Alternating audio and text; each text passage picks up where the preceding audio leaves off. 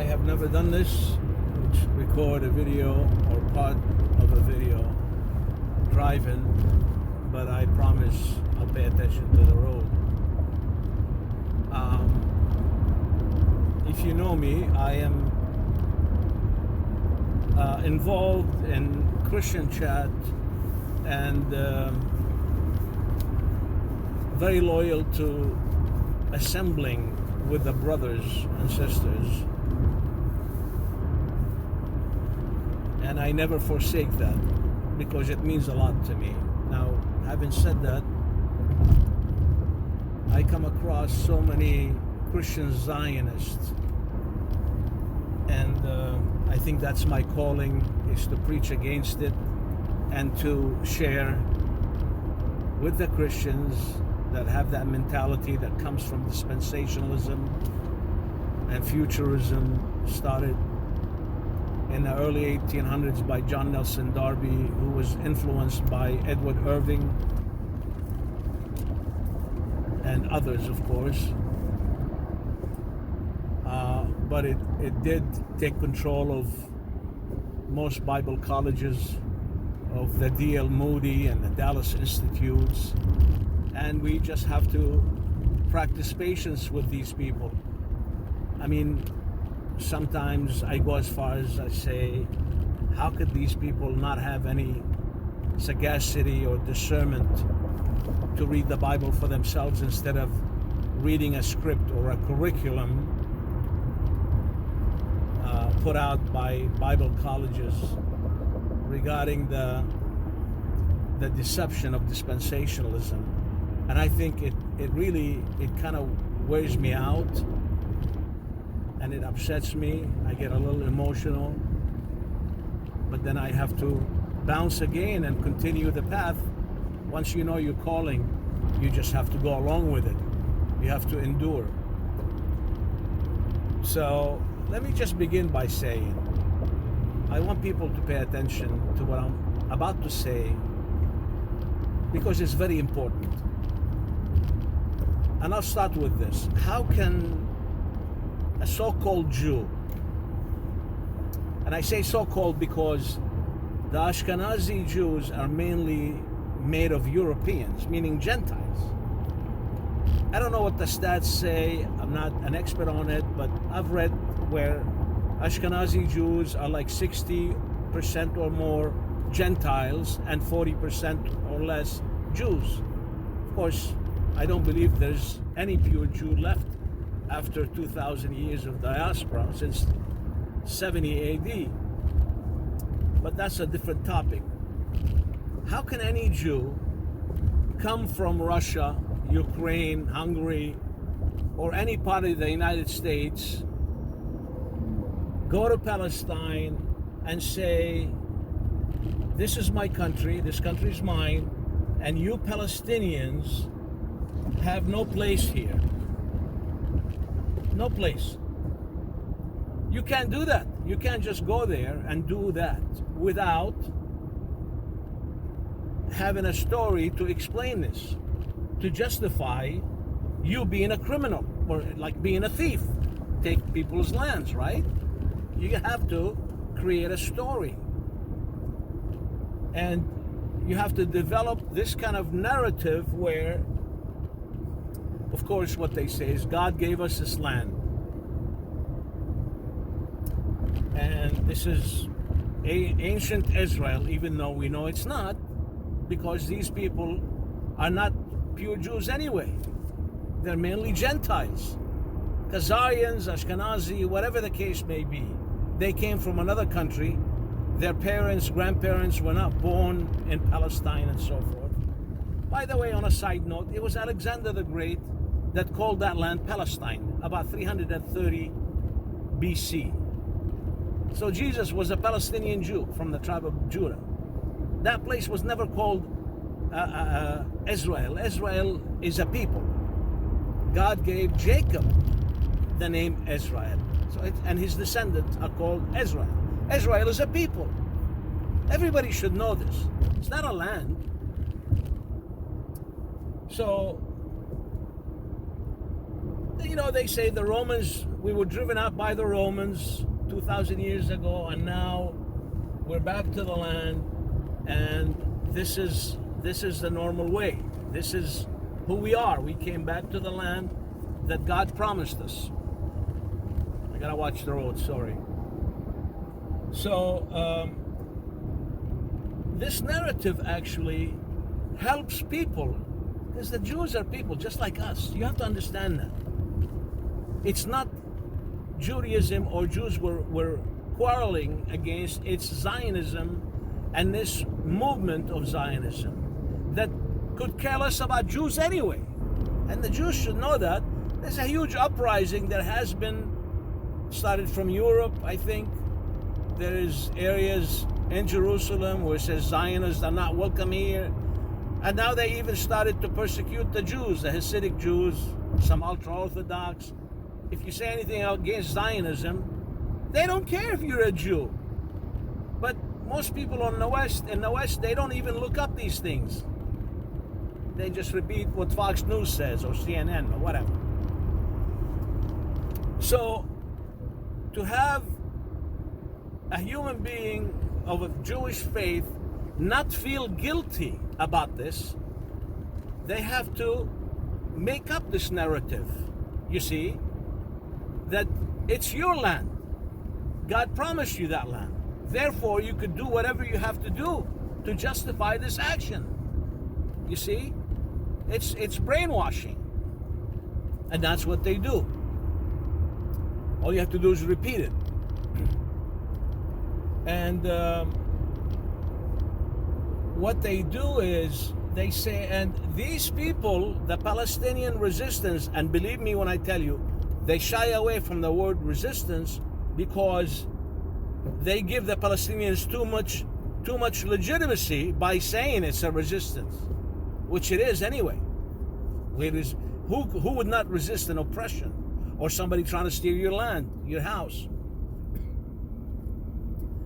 And they say we don't recognize Palestinians. Of course, they're just a bunch of collective of Arabs, which we know that lie originated back in the day from the people that established Israel in 1948 and before. You can go online and Google Golda Meir saying there's no such thing as Palestinians. They're Arabs.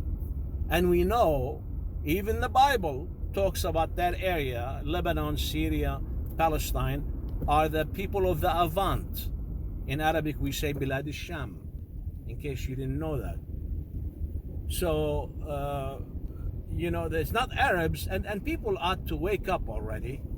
The word Arabs came to be to all those nations in the Middle East, including Egypt. Are Egyptians Arabs? Of course not. They're African. They're Egyptians. Copts or Egyptians. But it's the Ottoman Empire forcing that region, the whole Middle Eastern region, where they colonized it, to speak Arabic, to be called an Arab, and so forth. We're not going to get into that now. So those Palestinians are Palestinians. They belong to the land. They're not Arabs. We're not Arab. We're people of the Avant. You know, like the Lebanese, Phoenicians, and so forth. So, to criminalize the Palestinians, that's the picture they paint, you see. But we all know the Palestinians are the indigenous people. But we say we're the Israelis, we're the normal one, and these people are the criminals. See, that's how they paint the resistant movement. They're resisting us, they're attacking us, which we know that is not true. Versus that they are the bad people, they're the criminals, and they're the thieves trying to steal other people's land. I can go on tangents here. It's easy for me to give you examples of what goes on. You know, people will use, for instance, and I'll just use this instance. I'm not going to talk about Tantura and Nakba and all these massacres that happened before Hamas came into the picture. But if you think about it, if you look up anything at all, if you have the desire to know the truth, you know that the Israelis created Hamas. I mean, just think about it. What did Hamas do for the Gazans or the Palestinians? Nothing. They brought them death and destruction. So who has a hand in that? You see what I'm saying? It's a known fact, by admission by the IDF, they created Hamas to offset the PLO that was gaining power. You know, an opposing force. Divide and conquer. But we're not going to get into that. What I'm going to do is, I'm going to cut this off, and when I get home, I will also show you a clip that I saw, an interview with 60 Minutes, a Mossad agent. You know, he was all masked. He's not going to give you his identity. And I want you also to pay attention to what he says, how they do things, how they operate, which was a talk about, initially, about the pagers and what they did to it, how they sold it to Hezbollah agents or whatever. But pay attention to the general speech by this man, and you could deduce the facts that this is how they operate, period. Pager is one instant, but that's how they operate, period. That's how they control. I want you to listen to this guy with his own mouth telling you what they do. So I'll play that, and I'm not sure if I'll come back and speak a little more. I'll leave that up to the future to attach the video after that or not. But I think what I said now and what you hear from this Mossad agent should be sufficient for you to understand the real truth. And I'm not talking about the world, because the world is already, half of the world is already waking up to this criminal Netanyahu. Even the Jews themselves are migrating out of Israel because they're people. They don't want to send their sons and daughters as soldiers to die. For what? What's the cause? Israel has been the worst place for the Jews to be killed. Nobody denies that. They've been happy and prosperous throughout the world for the past 2,000 years or so, until the Zionist movement was established, and sadly it's by a Christian sect called dispensationalism. Now, I don't have all the facts on that. I don't know how John Nelson Darby, who was a brilliant man, a lawyer, was somehow influenced. My guess would be Freemasons, his mother's side. That's the only guess I have, starting with the Rothschilds. We all know the story of Adam Weishaupt, Amschel Rothschild, and Jacob Frank, who formulated the Illuminati in the 1700s and even infiltrated the Muslim, the Young Turks to massacre 1.5 million Armenians. I mean, if people dug into it, they know the background of this and who influenced this genocide. They have a genocidal mind. They have an evil mind behind it, and they don't care, and they can sacrifice Armenians, Middle Easterns, even Jews. Okay, I don't want to keep going with this, but people should know.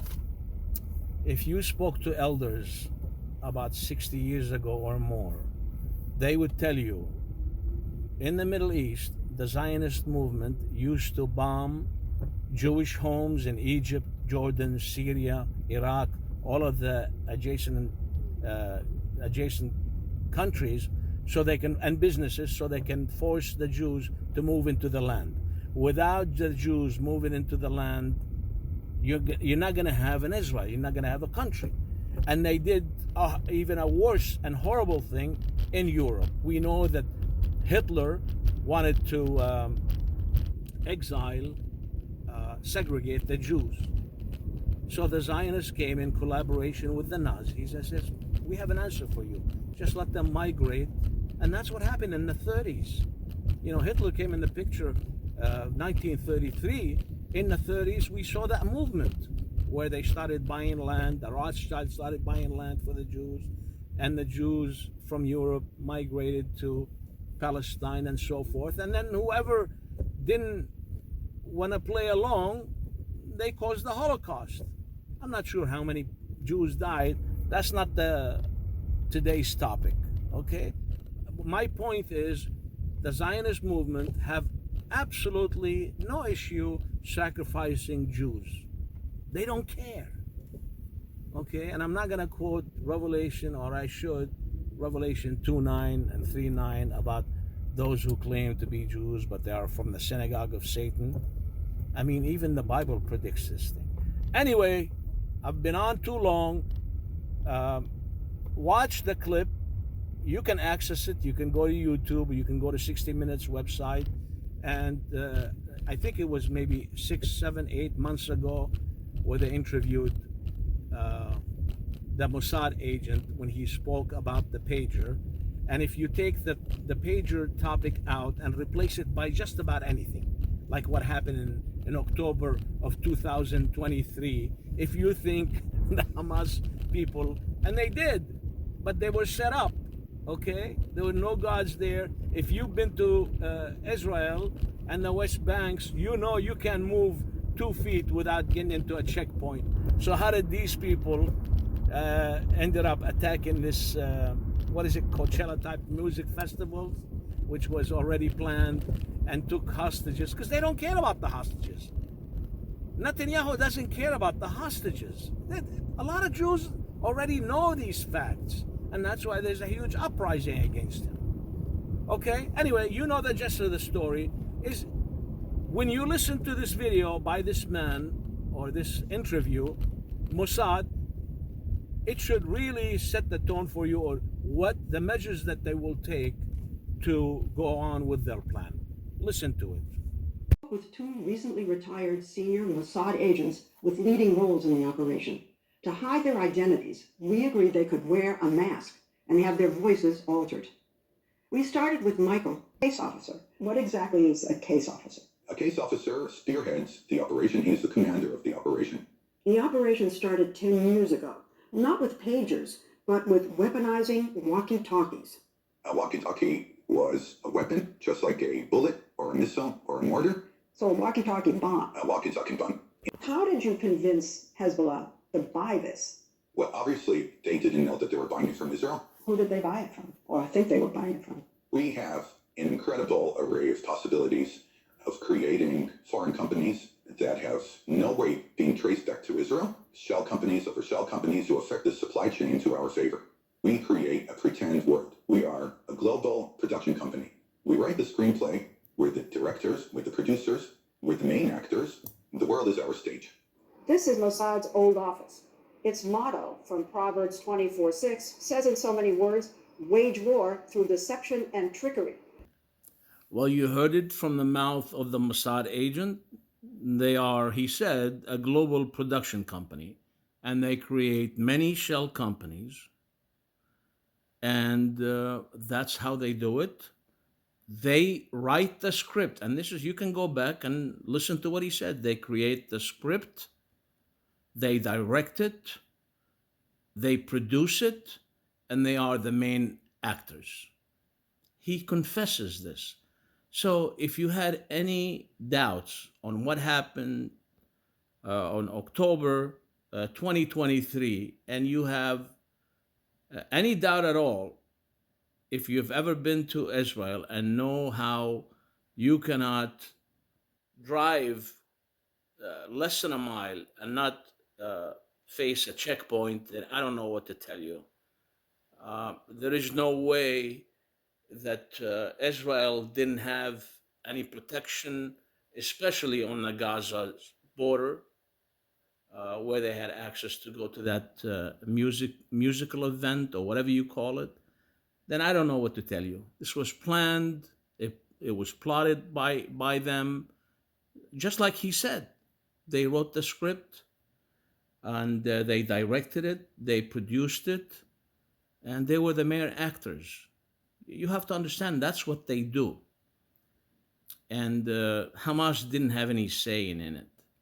they either were collaborating with the IDF or they were used somehow. Of course, we don't know the details because we weren't there, but you could rest assured that this was planned for them to wage the war against Gaza. And that's exactly what happened. We've seen this over and over and over again. And I'm not going to mention any examples because I don't want to go on tangents. There you go, folks.